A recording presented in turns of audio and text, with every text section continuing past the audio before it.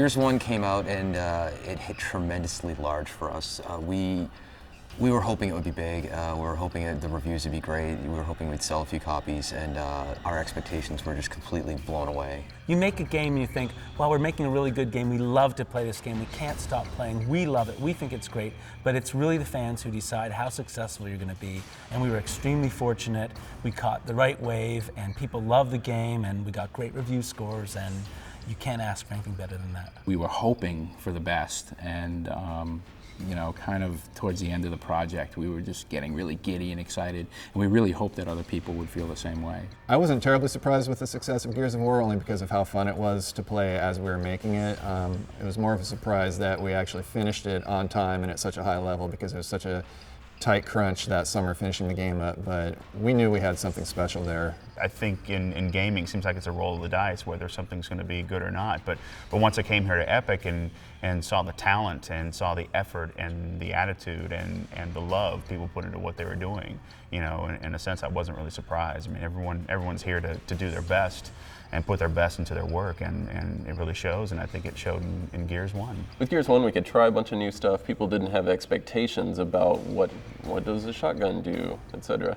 But with Gears 2, everything you change now has a following, and people are far more religious about, you know, their preferences with these things as they've been exposed to them for far longer. With Gears 2, yeah, there's a pressure to deliver a new experience for fans that are out there, that you want to keep them happy and you want to keep them engaged. But at the same time, you kind of know you have the core mechanic figured out. You kind of know that at the end of the day, your game is going to be fun. The question is, can you just deliver that new and exciting part that will keep people engaged? The first Gears was very much kind of a summer blockbuster type of narrative, and the sequel is, of course, that kind of roller coaster ride. But at the same time, we're digging in a little bit deeper on the story to really get to know who these guys are in Delta Squad. We wanted to open the game kind of with a recap, as far as just reminding the player of what's at stake, what the situation is with the world, and we have the character of Chairman Prescott, who's delivering this kind of rousing speech to all the Coalition soldiers. The stranded are listening in on it. War is all we know. In the past, we fought for emulsion. We fought for country. We fought for freedom. But all that changed after E-Day. There are certain elements of the speech that were really important to me to convey, because I felt like, you know, the thing that people don't tend to do is they don't tend to do the math. Right, is that we talked about the Pendulum Wars as a 79-year war, that at the point of the Gears 2 starting, they've been fighting the Locust for 15 years now, right? So now we're talking about 94 years of conflict. That's essentially an entire generation that has never known peace. That if you can imagine a world, not like a World War I, World War II, we're talking about a planetary war that has gone on for like 94 years essentially. So this is what kind of culture is that? What kind of life is that, where you're expected to go into the army? And it's all that kind of backstory that I don't think people had, a frame of reference they didn't have, and that's what I really wanted to come out of the speech, is this notion of, hey, all the time. Yeah, you know, and the fact that just that's going on, that people can speak to, that we have never known a time of peace, I think is a really important aspect of the backstory of the world. Originally, we did talk about, you know, doing Hoffman delivering the speech, and that didn't really quite work out, and I think that's what gave us a lot of this, you know, whole iterative process on it. And when we came up on the character of the chairman, which is something we'd cycled on but hadn't decided on, once we had him, and it took a minute to cast the right person, once we had that in place, things got considerably smoother. It's interesting to see more about how the leadership structure of the Coalition is kind of built, as well as how the Locust leadership pans out, and to kind of see these layers of, you know, what's really going on in this war and who's responsible and who's leading the people.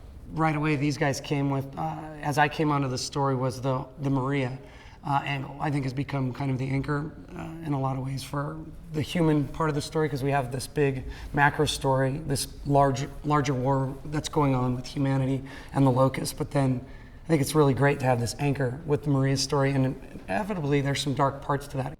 Dumb.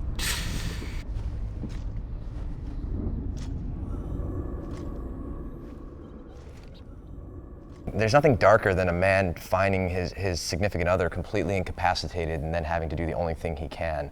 And it's really heavy stuff, and watching the scene to this day still gives me chills. Well, and it's interesting because as we shoot this, we have no idea what really everyone's reaction is going to be to it, and I think that's going to be really interesting to see, because I know it's going to be something that's going to be talked about, and it's not something you see hell, even in any media very often, especially visual media, let alone a game. You know, having the sort of the best friend role go through the deeper moment, because it's kind of more interesting for the player to witness it, as opposed to, you can't push that on, you know, onto the player to say, okay, this is your experience. You miss your wife, don't you? You do, like, really, what? It's easier to make him be a witness, and at the same time, it is nicer to take a second, you know, pseudo-secondary character like Dom, and sort of raise their importance in the story. Is really, I thought, was really cool too.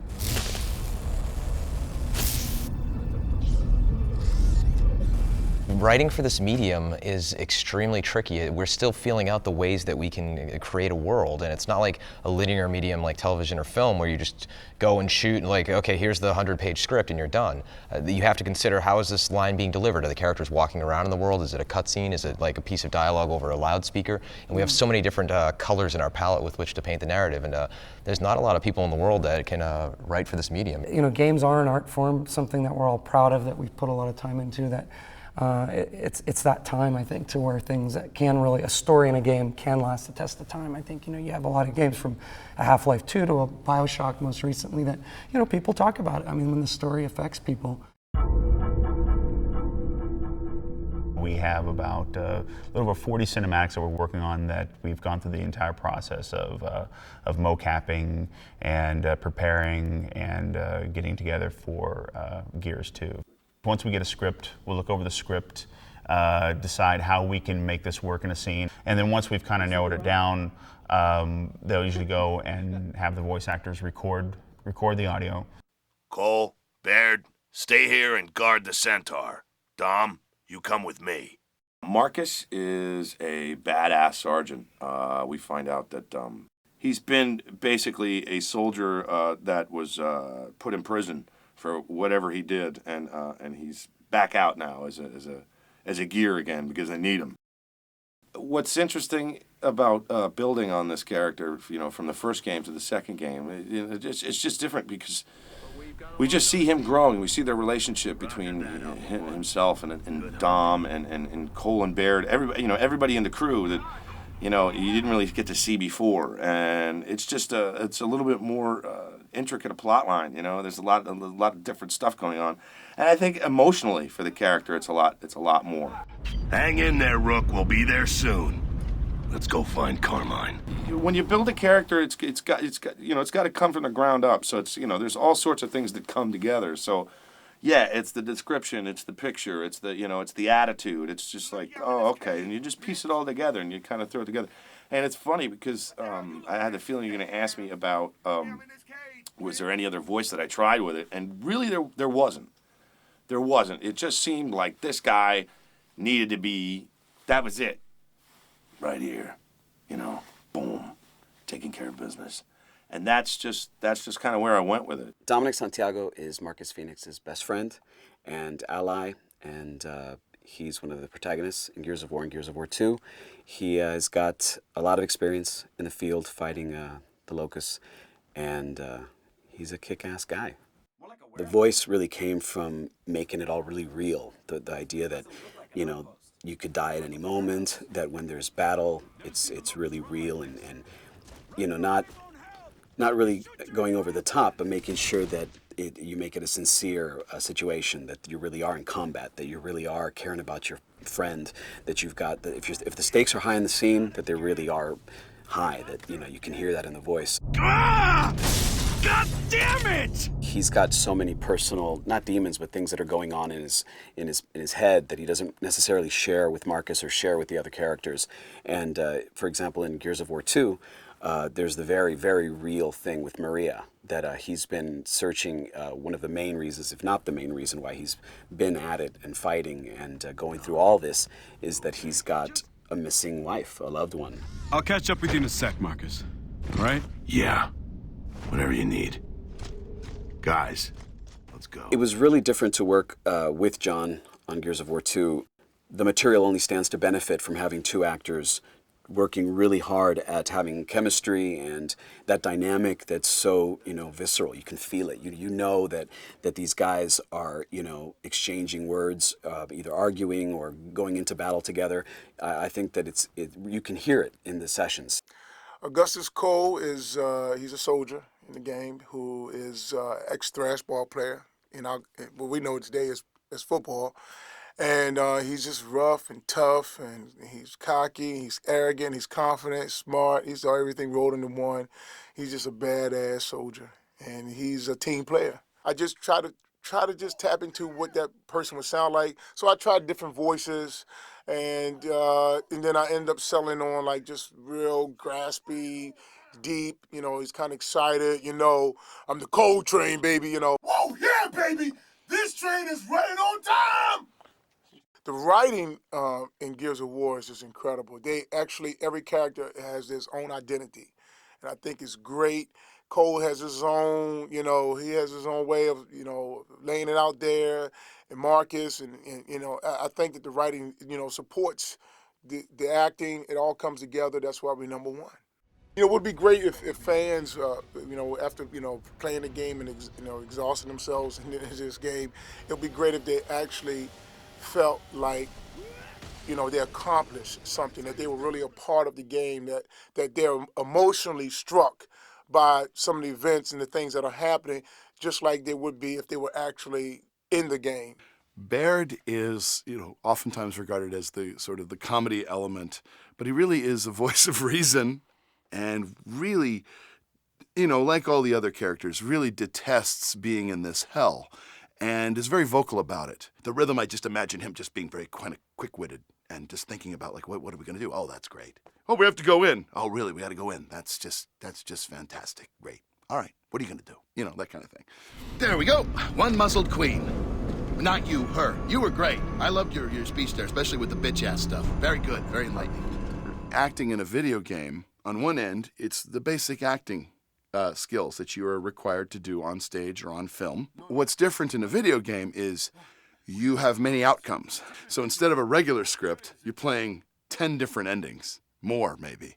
And so you have to really know that character very well. How will he be when he's about to die? How is he killing? How is he running away? How is he relaxed? And you have to have all these parts of him very complete.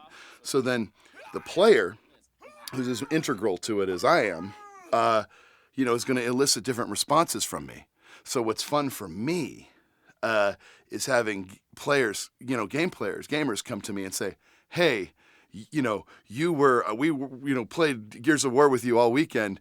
You were a real a-hole, or you were a real jerk, and then someone else can come to me and say, wow, you were funny. That was really funny. And I realized it all depended on how they played and how they interacted with me.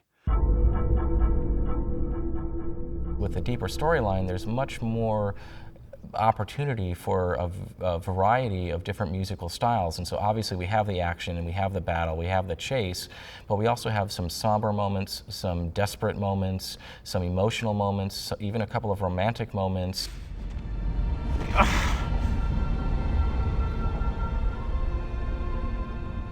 We recorded the score at Skywalker Ranch out in California, and it was done in 2 different sessions. The first session was recording the orchestra, which is essentially a big string section, big brass and woodwind section together.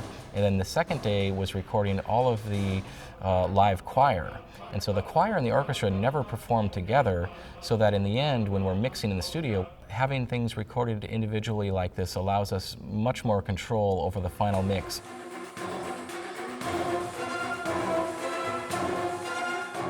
I wanted to build around sort of the film style that I like to use, which is, you have the orchestra, you have the choir, you have this mass of 100 different people performing, and it just gives the music a weight and an importance that I think this game deserves.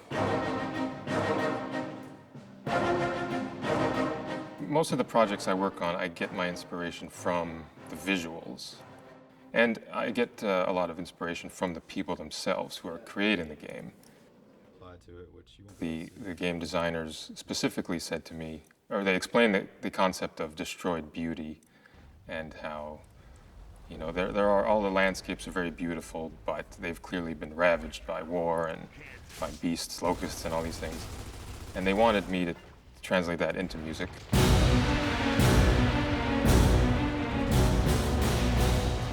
I can take a sound that's normally considered, nice, pleasant sound and destroy it, basically. Run it through all kinds of... Right now we have a lot of cool technology, computers, and all kinds of effects you can play with and really create some unique sounds. A lot of times people's expectations are directly related to the amount of audio polish that is in the cinematics. You know, the better the audio sounds, the better the overall impression people have of the cinematic. Once we get our mocap actors together and get here in the mocap studio, I'll set the computer up. We'll start going through the scene, walking through the scene, see how the actors react to it and all. Not really, not as in like, wow, but it's just like, oh, so this is what they're trying to do type thing. In other words, you're gathering a lot of info from it. And we'll come in here, we'll work with them, we'll kind of walk through the scene a couple times, see where, yeah, we need to space this audio out a little more, this could be a little tighter, or hey, this guy would actually probably talk on top of what he's saying as a quick reaction. And we'll get all that timed out, and then we'll start working on the scene. We'll start working on doing a couple of takes on the scene. And start walking in. You're looking over the edge, seeing Nexus. And Dom, here comes your first line. I think we found our locust stronghold. Nexus. Here comes the next line. Now where do we find the queen? My bet's on that tower in the middle. We're doing a few combat scenes, a few what we call walk and talk scenes, which are basically, we're blocking out dialogue scenes while we're walking and explaining the cinematics to the user. Barry, look over, and audio? We don't have the luxury of hitting a mark and saying a line and then moving on with another action. We have to time our motions to a pre-recorded voiceover. We don't have to worry about camera angles, and that's really liberating for an actor, as far as not having to worry about. In film acting, we have to have a sixth sense and worry about, are we in close-up, are we in a two-shot, what are we doing as far as where the camera is? Well, in motion capture, all of these cameras are picking us up at all times. So once we finish shooting, they can change the camera angle anywhere they want. In film acting, one of the old cliches is less is more, and it comes across as very subtle. Here, I think it's a little bit more similar to theater acting or acting in front of a live audience, because we have to convey with our bodies exactly what's going on with this, that the voiceover actor is conveying within the scene. It's an incredible amount of fun playing Gus. You just, like I said, everything is 110% all the time. There's no lull with Gus, and it's just a lot of energy, a lot of impact. He's just a mean, big, tough guy with the guns and everything, you know. So he's a bigger than life character. You grumpy ass bitches are going down, like way down, dead down, so down you ain't gonna know which way is up. Your ass is gonna be crying to your stink queen, like, oh mommy, don't let the bad men hurt us, but we gonna whoop your mama's ass. So then after we've done the mocap process, all the animation is then targeted to the character skeletons. At that point, I'll take the animation, I'll start putting in the scene. We do what's called our layout phase. And the layout phase is basically where you're blocking the actors in the game world or in that level. And at that point, I can actually then go in, lay my cameras out, and start cutting the scene together based on the pace and the feel of it. The actual filmmaking happens in the layout process when you start seeing everything coming together. Certain designers are much more kind of book-based as far as, having a tremendous process, and I have much more of almost a holistic kind of feel-based approach. Start out with a few solid ideas and then iterate and try and find the bits of fun in the sandbox. And we do this tremendously cool process of prototyping where we have these maps that are POC, proof of concept. And Lee Perry, senior gameplay designer, and all the other team members, we'll sit down and we'll hash out what is the coolest possible stuff we can come up with. And then we use the latest iteration of our technology to do rapid prototyping and harvest the good ideas and throw away the bad. After we have the big idea, we sit down to shell out the level. And shelling out means just getting in there and in the editor and in simple terms, blocking out what the general flow of the level is going to be. One of the things I absolutely love about the game is the flamethrower, because it's a perfect example from a design side of something you've seen in other games before. You've held 20 games in your hands with flamethrowers, and you ran around, you burned people left and right. You had one element to the game that they being a cover system, for example, and you've never blind fired a flamethrower. You've never reached around, slammed up behind something and fired it around the cover. You've never used it in this way. You can look at something and say, oh, flamethrower, whatever, that's not new. But it's about context and giving a player an experience with something that is new.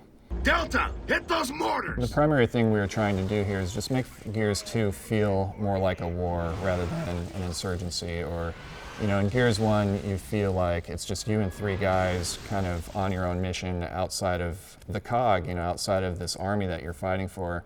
And so now what we're trying to do is reflect the larger story of, this government trying to help its people survive this awful attack by these creatures who have come from underground. And so in the levels, what we're trying to do is make the battle feel bigger. We're trying to have more aircraft flying by and more trucks coming by and more squads that you're going to run into as you're playing who can help you out or show you the way and that kind of thing. Just an overall sense of a bigger, larger scale war. But with Gears 2, we've got this foundation now of our core gameplay. We know what cover can be like. We know generally now how to lay out a level that is fun to fight in. So now with Gears 2, we can spend a lot more time on kind of creating unique variations on that gameplay within each level. Proportionately, the boss fights may be, 15, 20 minutes total of the experience. It's a huge amount of what players will remember about the game. It's a huge amount of adding character and setting and life to the big world. It's about the nuances of, okay, getting in cover here and cover slipping around here takes a third of a second too long. You got to massage that out so it feels good. It doesn't matter what your game concept is, it's got to feel good to pick it up and control it. And when you pick up a game that does feel good, you know it immediately. We have several new gameplay modes in multiplayer this time around. We have Horde, which is co-op play 4 or 5 of your buddies fighting against AI.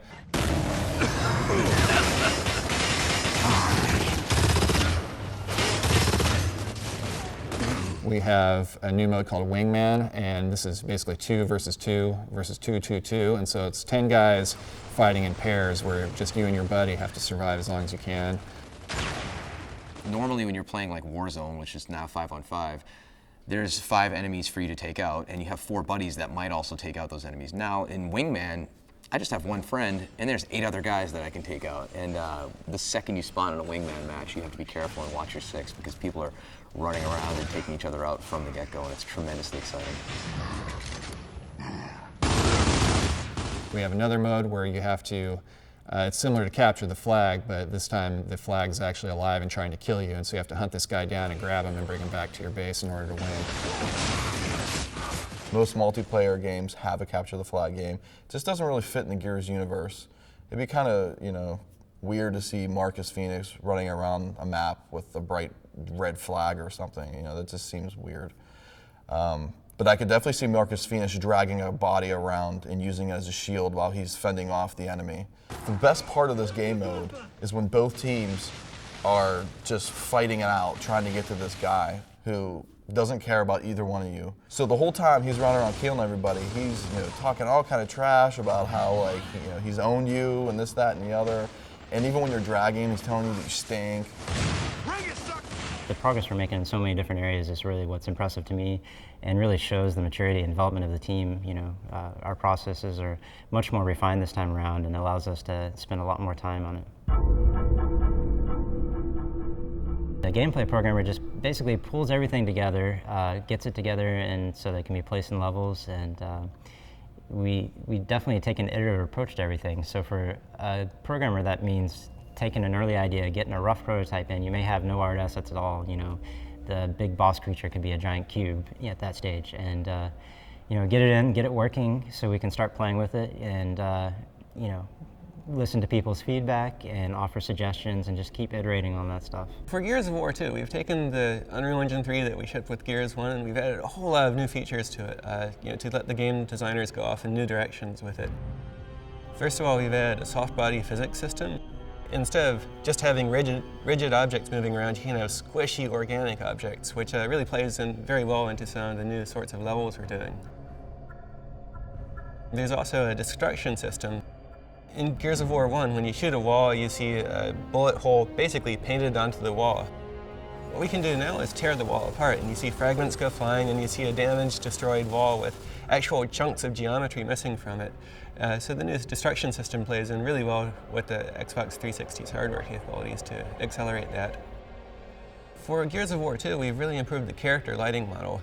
So you see light bouncing around between the individual parts of the character. You also have much more lighting fidelity on characters, regardless of the light environment he's in. We've added a crowd system to the engine so that we can render 100 or more characters on the screen and simulate gameplay on them and build a real large-scale battle scene around that.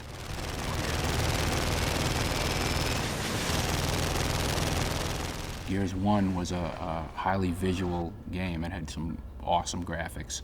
And with Gears 2, we really want to continue that and raise the bar. We sit down with design, and they come up with a story arc and stories and characters and things like that. And then what I do is I'll go back and we'll break that out and start concepting. I'll sit down with the concept artists and we'll say, hey, we need these creatures, such and such design wants them to behave this way. We'll do a back and forth, and we'll open the feedback loop up. We'll get design in on it. Hey, how's this working? How's that working? We'll riff with those guys, and things will start coming together.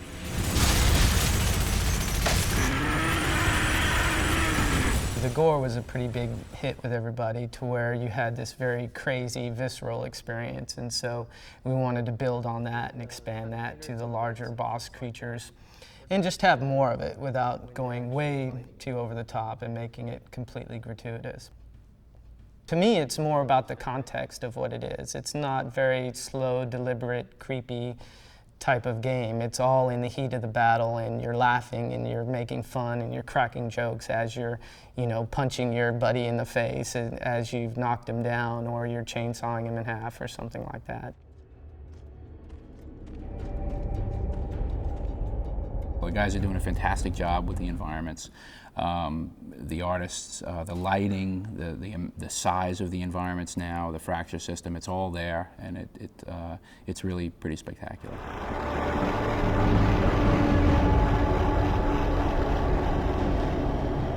On the Riftworm, for example, we have a lot of this interior, fleshy, organic, really disgusting, environments, and within that map, Marcus is chainsawing through arteries and hearts and all of this. And so what we actually did is, instead of using library sounds or anything like that, we did a custom Foley session where we actually went to the grocery store and bought a few $100s worth of meat and chicken and macaroni and cheese and oatmeal, and we set up all of these different containers of different size and different types of combinations of sludge and meat.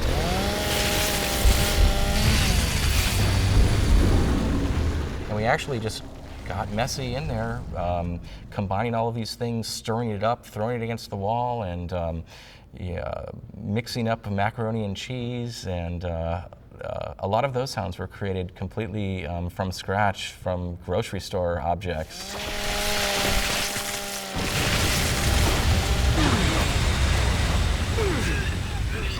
Control! Delta here.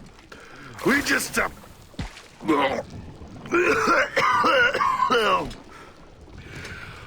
don't know where to even begin, but just get us the hell out of here.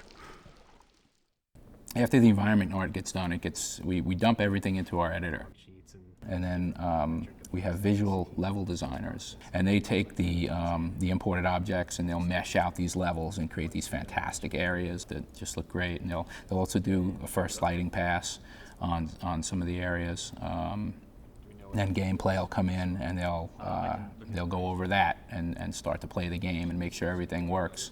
So once a level gets flushed out and we've got meshes in there and we've got gameplay in there and lighting and all that stuff, we'll do kind of a final pass, and we'll start tweaking post-process, and then we'll go over it and we'll have a punch list meeting, and we'll say, hey, this is too dark, there's too much contrast, too little color, too much color, yada yada. So we can adjust all that in the final polish phase. When everything's polished and looking great, that's it. Gets locked down. Well, 17 years ago, Tim Sweeney started this company in his parents' basement in Maryland, and About a year later, I joined the company. It was still in the basement. He still had that wicked cat that used to run around scratching everybody. Whereas I'd been programming since I was 10 years old, and that was really the thrilling part of my life, to be able to write code and have a computer do exactly what you want. And by the time I was about 24, I'd gotten really good at it. So I wrote my first game, my first 2 little games, and released them as shareware. We were doing everything back then. We were selling games online, we were selling them over the phone, we were packaging up boxes, we were shipping them out. We were just starting, that was kind of one of my first roles in the company, was just starting to get us into retail and do a little bit of marketing and PR and get people to know about us. When we released Unreal in 1998, that was when Epic really took off. When we made the original Unreal game, people started coming to us and asking if they could license the technology. When we came out later on with Unreal Tournament 2003, we were in full swing with engine licensing, and obviously now there's so many games today using the same technology from Gears of War 2, which is Unreal Engine 3, that are using this technology and doing really great work with them. So I think that's been something that's been a real constant current of our company, is what we've been doing with technology, and we've been getting better and better at the games and their content as well, obviously. There are a lot of things that Epic does that require money and that require resources and things like that, but the most essential things we do are only possible because of the quality of the people we have here. When you look at the scope of a team it takes to make a next-gen game, it's obviously large, whether you take in the core team here and the team at Microsoft that's working on it, or even outsourcing and partners, things like Epic Shanghai, who helped a lot with art, Technicolor, who did a lot of the VO recording and animation cleanup and facial animation, and like I said, there's all of the people at Microsoft, both MGS and usability and playtest and all that stuff. I mean, it becomes a rather large effort to make a AAA game. Shit, that was close. I am so glad to be out of there.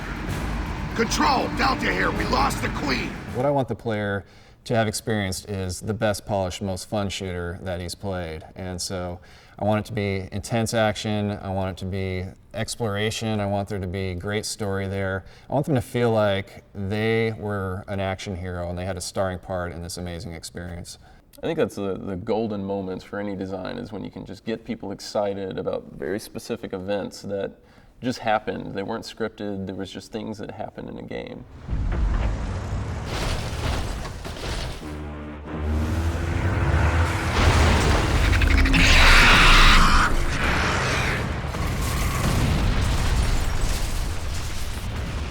I want them to love the experience. I want them to go in there and just be like, this is hardcore, this is great. I love this world, I love playing in this world, I love playing with these characters, I love the story, the experience, the art, everything. I just want them to come away really enjoying the experience. I want them to feel connected to the characters. I want them to care about Dom and what he just went through, and to understand what's going on with the squad and realize there's more sort of pain here than just a Marine killing, an enemy. We don't have any info after that. There's got to be another lead or something, right? I'm sorry, Dom. There was something there. There's something I connected to and had meaning for me, and it caused me to pause for a second. If they get into the Gears world and they feel immersed and they feel a part of it and they feel like they take a part of the story with them, then that's cool, man. We've done our job well. I want players who finish Gears of War 2 to be exhausted and have to go take a nap because they just had the roller coaster ride of their life.